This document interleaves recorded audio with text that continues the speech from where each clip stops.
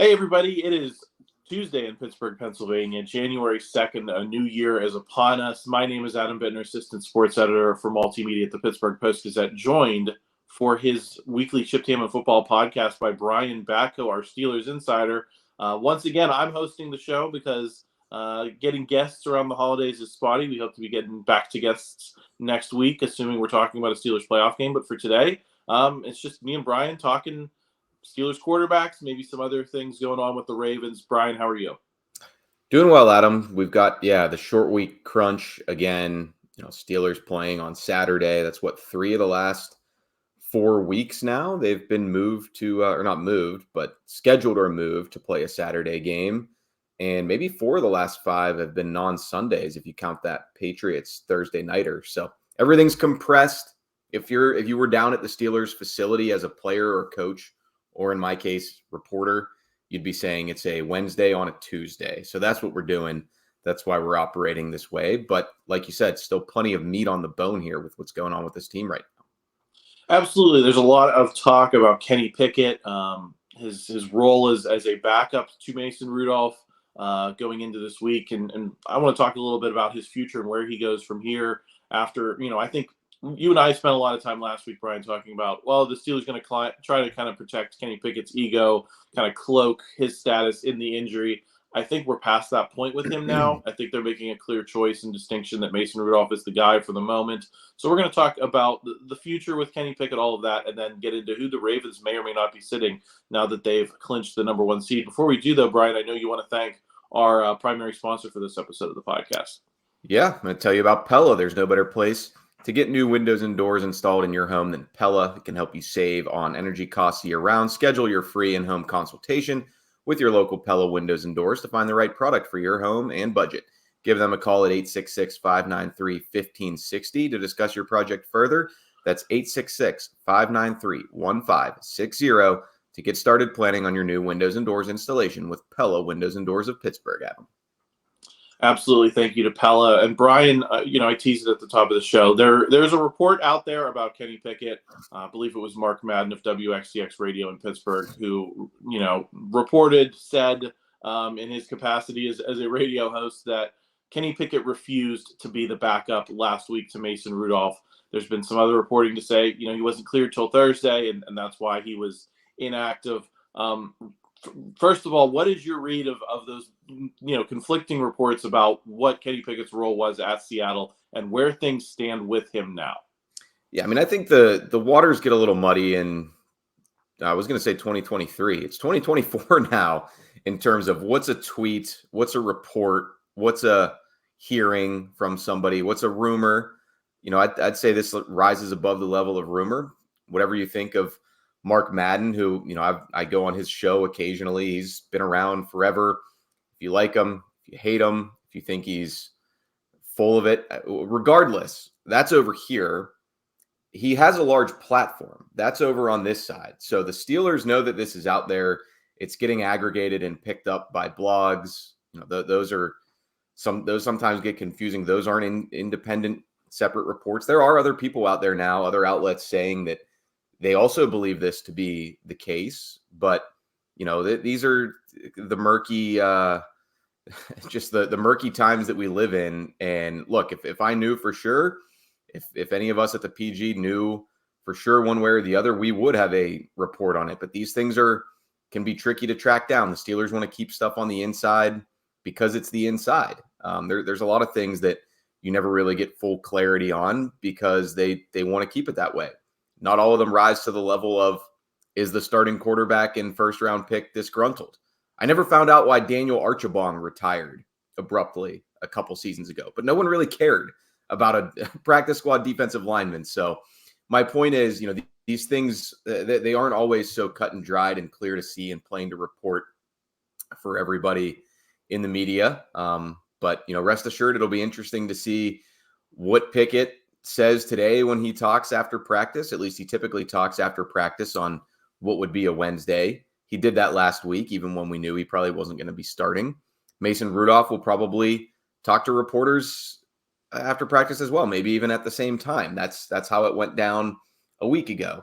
Now things are a bit different. There's another layer added to it, and regardless of what you think of speculation from the outside, I think we can reasonably infer from what we've heard from people on the inside, be it Kenny himself last week or Mike Tomlin yesterday, that he doesn't love the arrangement here. He's not just reclining in his chair and saying, "Good luck, Mason. I wish you the best. I'll play when you guys want me to play." Like, no, that's just not, you couldn't expect that really from anybody, let alone somebody who's been kind of tabbed the franchise quarterback here, not by himself, not by Tomlin, but somebody who was picked in the first round, rewrote the record books at Pitt across the hall, and generally has the utmost confidence in himself. That's nothing Kenny Pickett has ever run away from or shied away from. So we can reasonably, believe that he's at least a little bit disappointed and unhappy with how things are going. So I'll be very fascinated to see how he responds to these questions today. If he talks today, Mike Tomlin sort of lobbed the ball back into his court when he was asked about Kenny's reaction to it and said, "I'm not going to get into it. You guys can ask him when he is available to the media." Brian, how did we get here with Kenny Pickett, and where do we go from here? A lot of people have pointed out that this isn't a guy who hasn't had his chance, right? He's got, not quite 2 full seasons in the NFL, but, close to a couple dozen starts, chances to prove himself. So he's had far more of a chance than Mason Rudolph, had to kind of solidify himself in that number 2 role behind Ben Roethlisberger, and then to take over, as the Steelers starter. What's your read on that? And how much of a chance does he deserve to prove himself next year? And will he get that? And where do you think his standing is going into this final regular season game? Yeah, I think it's great to take a step back sometimes and just, look at all of this from 30,000 feet. I mean, this Kenny Pickett story is taken on it's blown up a little bit. I mean, it really kind of started with our Jerry Dulac tweeting on Sunday before the game, like, look, Kenny Pickett is healthy to play and he will be inactive. And that, some people didn't necessarily think that was true, but Mike Tomlin confirmed yesterday that yes, Pickett was cleared to be good to go in Seattle if he wanted to, or if he was able to, or if they wanted him to. So, that's kind of where this all stemmed from. And now, I mean, I've had so many people texting me and emailing me about this, not even necessarily people who are in the echo chamber of social media, but now they're seeing it on, various headlines on whatever you use as your search engine and all of that. So it is becoming a thing.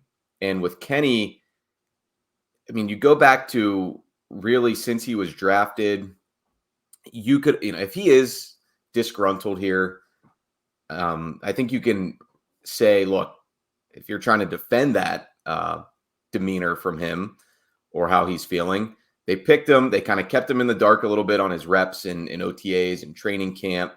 Obviously didn't begin his rookie year as the starter, and then just got kind of tossed in there willy-nilly at halftime against the Jets when Mike Tomlin wasn't happy with Mitch Trubisky's performance. Maybe some of his teammates weren't happy with his performance. And from there, the die was cast for the Pickett era.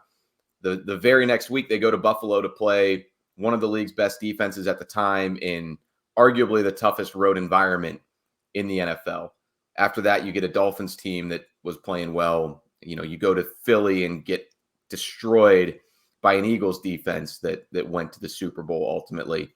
So, I think he wasn't always somebody who had the best organizational plan behind him. And now you flash forward to this season. Yeah, that's all water under the bridge, maybe. But if you remember, when he was starting last year as a rookie, he always kind of mentioned, it's been great to finally get reps with these guys. I didn't get a lot of reps in camp, in preseason with the starters. So I think that's always kind of been there. Now you flash forward to this season. Hey, it was all sunshine and rainbows from March until early September. He was the guy in spring practices. He was, mini camp, training camp. He lit it up in preseason. Everybody was believing in Kenny Pickett for the most part. And then it was rocky from the very start in week 1 against the Niners. A couple other injuries, bumps and bruises along the way. The Texans game, the knee. Was at the Jaguars game as well. He got knocked out of that one. So then you you sustain another injury in that Cardinals game when I didn't think he was playing particularly well, but score was tied. He's at the 1 yard line when he gets stopped and knocked out of the game. You could argue, hey, he was about to punch it in. They would have beaten the Cardinals. The rest is history. That's not how it happened. He gets the tightrope surgery to accelerate his ability to return. Maybe he's thinking, look, I'm busting my butt to recover here, rehab it, getting back as soon as possible because I'm your guy. And what happens? Mason Rudolph just comes in here and steals the show. I mean, that's the business. I've been saying this a bunch on the show, both with you and Chris. Like, this is reality TV football. You just never know what you're going to get from week to week. It hasn't gone how anybody anticipated it, from Rudolph to Pickett to Tomlin.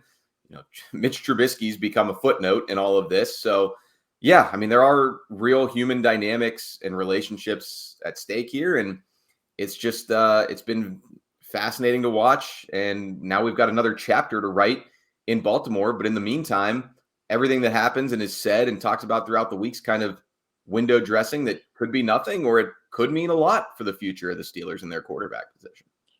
Yeah, I want to ask about that human angle, Brian, because we've seen George Pickens get frustrated, right? When Kenny Pickett was helming this offense, we've seen Deontay Johnson be frustrated at times. I believe Deontay tweeted one of those classic cryptic receiver tweets of like, the real ones know 100 or whatever. Monday night. And you can interpret that any number of ways. That's what receivers love to do, is kind of stir the pot a little bit with the social media and that type of stuff. What's your read of how Kenny Pickett is regarded in that locker room, especially in those offensive position rooms where, we haven't seen those emotions bubbling over as Mason Rudolph has been getting people the ball, right? Like, George Pickens seems happy. Deontay Johnson seems happy these last couple of weeks. All those issues that we spent so much time talking about have kind of fallen by the wayside as things have gone well. Do you think those guys prefer Mason Rudolph, or where does Kenny Pickett stand with his guys? I mean, that's hard to say. I think they, to your point, they probably prefer anybody who's getting the ball in their hands and moving the offense. Like, I don't know that Deontay Johnson was super thrilled after the Bengals win at Acrisure Stadium because he didn't produce much. He had 2 catches for 15 yards on 5 targets.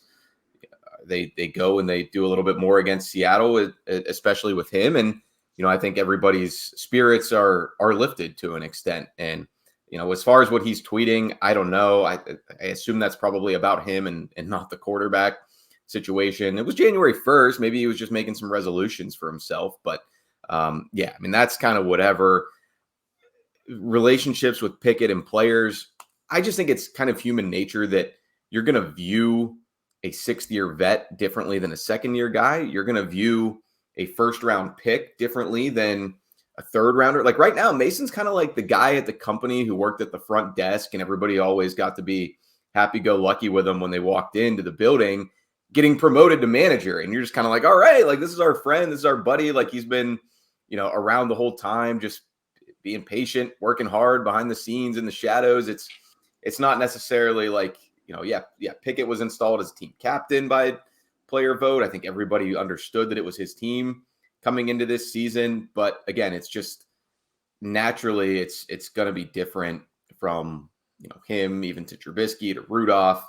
Players will say it's always the same. It doesn't matter who's at quarterback, but I think it kind of has to matter, but only as much as basically who's producing, who's getting the job done and who isn't. So it's very, you can't ignore in the context of this entire discussion that it's not like Kenny Pickett had lost 6 straight games and been picked off 12 times before his injury happened. He played probably his best game against the season in Cincinnati.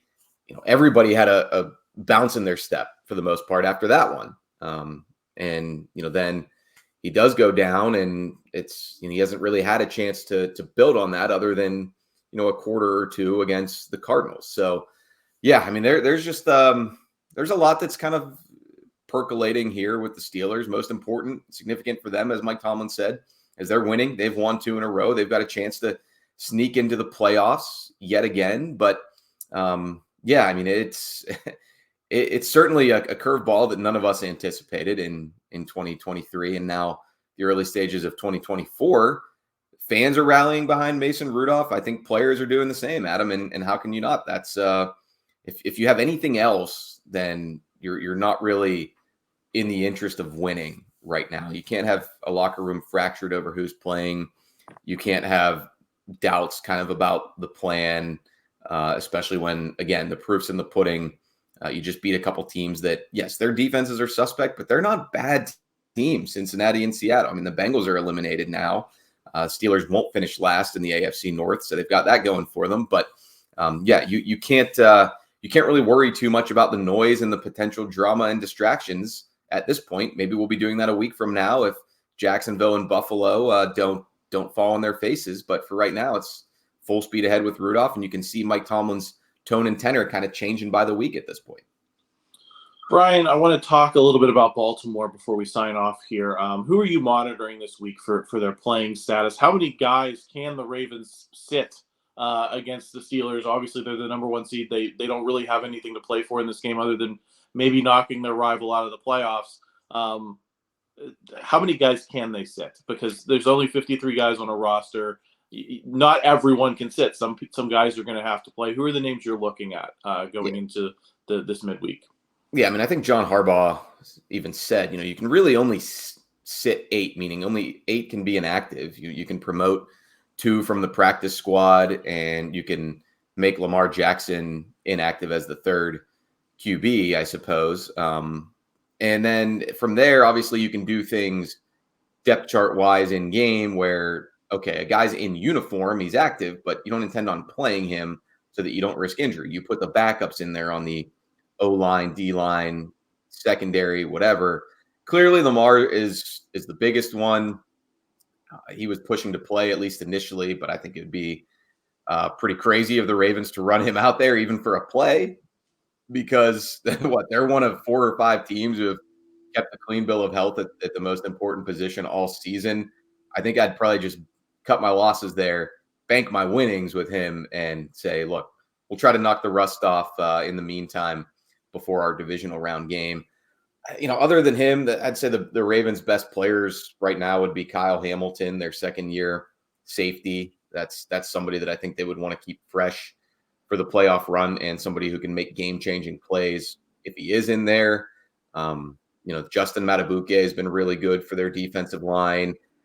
He plays a grueling position that you probably want to give him some rest here and make sure he can get his body right, and then maybe he comes out like gangbusters in that first playoff game. Center Tyler Linderbaum, he's a second-year guy too, so I think generally you see the older players, the vets, rested in these scenarios. But I know he's kind of playing a little coy, but I think by the end of this week, John Harbaugh will make it pretty clear that we're going to get as many backups and not regular contributors in there as possible and keep all of our best guys out of harm's way. And yet, keep in mind, they're 13-3 and they have the best record in the NFL, not just because of the stars at the top, but they've got great depth throughout their roster. So they're going to have talented, quality players in there who not only are they trying to state a case to their own coaches, either for more playing time in the playoffs or next season if they're under contract, but you've still got the rest of the league watching.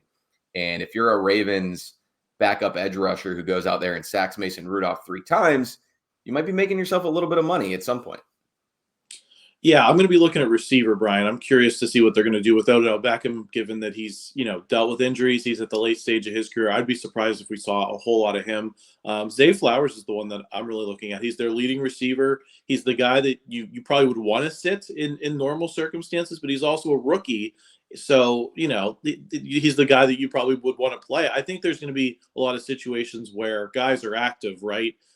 Maybe Gus Edwards is active, but they don't give him as many carries. And so you have like your normal running backs dressed. You just switch up the carries a little bit. Yeah, and you probably see a pretty vanilla game plan either way. I mean, if Zay Flowers is dressed out and maybe he's even lining up, probably going to run the ball a lot. Probably want to shorten this game, right? If you're John Harbaugh, just get, as few plays as possible, milk the clock, get out of there. I don't necessarily buy into the whole, they want to keep the Steelers out of the playoffs. Like, come on, guys, look at this train rolling right now for Baltimore. They've destroyed the Niners and the Dolphins in back-to-back weeks. I know the Steelers have had their number at times in the last couple of years, but I don't think they're too worried about who's eking in as the 7th seed right now. That's just my personal opinion. Yeah, I agree. So we'll keep monitoring that situation throughout the week. Brian, I think you'll be back with Chris at some point on the North Shore Drive. I'm sure we'll have plenty more to talk about there. So we're going to leave it here. Brian, do you want to thank a couple sponsors before we sign off here and wrap up the show?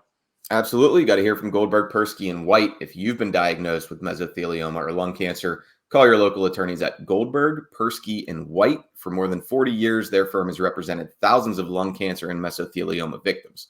Call 1-800-COMPLEX or visit gpwlaw.com for a free consultation. From Goldberg, Persky, and White. And Propel, their 13 public charter schools in Allegheny County, build a solid academic foundation for lifelong learning and offer more personalized instruction at every level during your child's kindergarten through 12th grade education journey.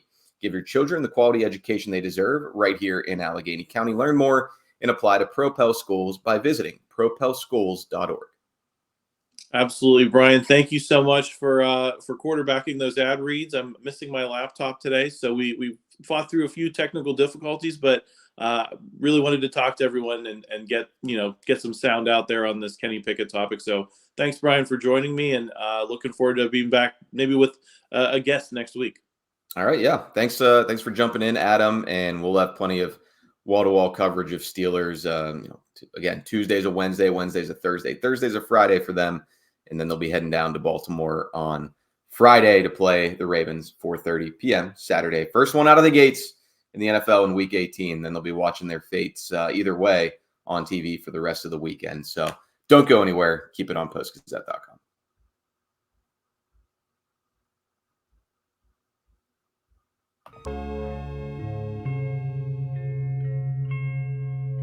Thank you for checking out this content from Post-Gazette Sports. If you watch this video on YouTube, please like the video and subscribe to our channel. For all of the sports coverage the Post-Gazette has to offer, visit post-gazette.com.